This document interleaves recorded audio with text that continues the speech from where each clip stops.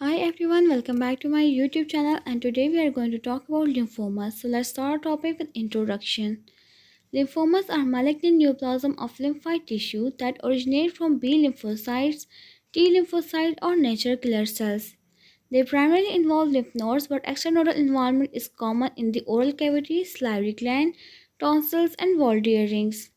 Lymphomas are broadly classified into Hodgkin lymphoma and non-Hodgkin lymphoma, with non-Hodgkin lymphoma being more common in oral cavity. Oral lymphomas may present as painless swelling, ulcerative lesions, or mass lesions and are significant due to rapid growth potential for systemic spread and impact on oral functions. Definitions of lymphoma.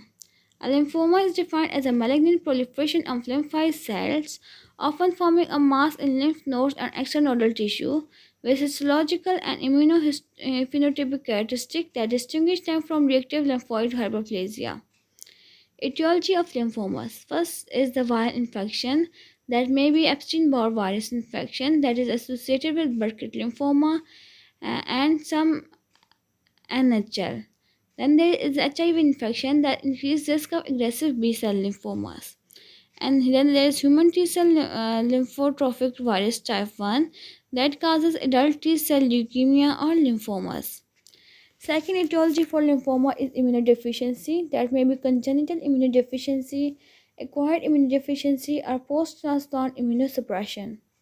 Third etiology for lymphoma is genetic mutation that may be chromosomal translocation in Burkitt lymphoma and oncogene activation. And fourth etiology for lymphoma is environmental factors that may be exposure to pesticides or chemicals. That is rare but it can happen, and also chronic antigenic stimulation. Pathogenesis of lymphoma. Lymphoma develops due to clonal proliferation of abnormal lymphocyte. It starts with genetic abnormalities, then go for in that there is translocation, deletion, or mutation that lead to dysregulated cell growth. Example is T1418 in follicular lymphoma that causes BCL2 overexpression and causes apoptosis inhibition in lymphocytes. Second mechanism is viral oncogenesis, that is, Epstein-Barr virus infects B cells that cause latent gene expression, and that is for immortalization of lymphocyte. There may be chronic immune stimulation that enhance malignant transformation. Then there is another pathogenesis of lymphoma that is because of immune dysregulation. In this, impaired T cell surveillance permits clonal expansion, and it leads to uncontrolled proliferation of malignant lymphoid cells. Then there is tumor formation, that is accumulation of malignant lymphocyte in lymph nodes or extranodal tissue, and it causes enlargement, tissue infiltration, and sometimes necrosis. Classification of lymphomas. There may be Hodgkin lymphoma and non-Hodgkin lymphoma.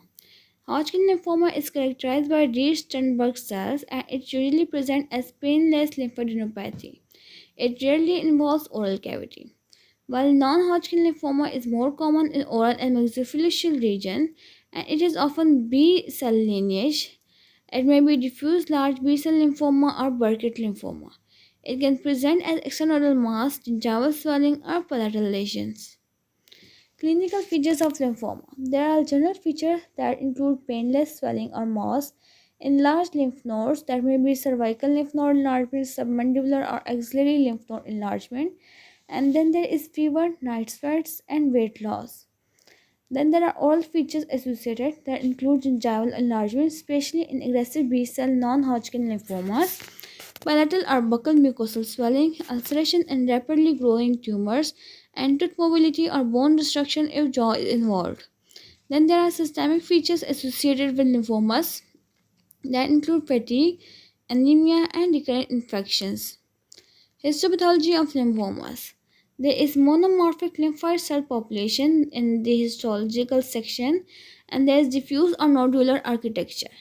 Immunophenotyping to determine B cell versus T cell origin is done, and B cell markers include CD20, CD19, and CD79A, while T cell markers are CD3 and CD5. Reed-Sternberg cell and histological um, in Hodgkin lymphomas are large binucleated cells with prominent nuclei, and these Reed-Sternberg cells are present only in Hodgkin lymphomas and not in non-Hodgkin lymphomas. Diagnosis of lymphomas.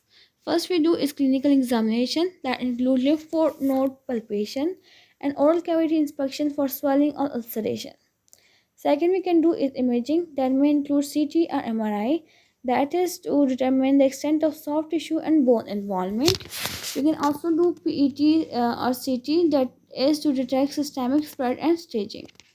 Third we can do is biopsy that includes excision biopsy, that is preferred for lymph nodes, and core biopsy. It may be done for extranodal lesions, and histopathology confirm lymphoma type and grade. We can also do laboratory tests that include complete blood count, LDH levels, that are basically markers of tumor burden, and HIV testing is done in high risk individuals. Management of lymphomas. First, we do is chemotherapy, that is mainstay of treatment for most lymphomas, and its common regimen is CHOP, that is cyclophosphamide, doxorubicin, vincristine, and prednisone. Rituximab is for the for B cell lymphomas. We can also do radiotherapy, that is used in localized disease or as adjunct to chemotherapy. We can also do immunotherapy, that is for monoclonal antibodies, and we can also use in immunotherapy CRT, call therapy, cell therapy in refractory cases. We can also do supportive care in lymphomas, that include management of oral lesions, pain and infection, and also nutritional supports. Prognosis of lymphomas. Its prognosis depends on type, stage, patient age, and immune status.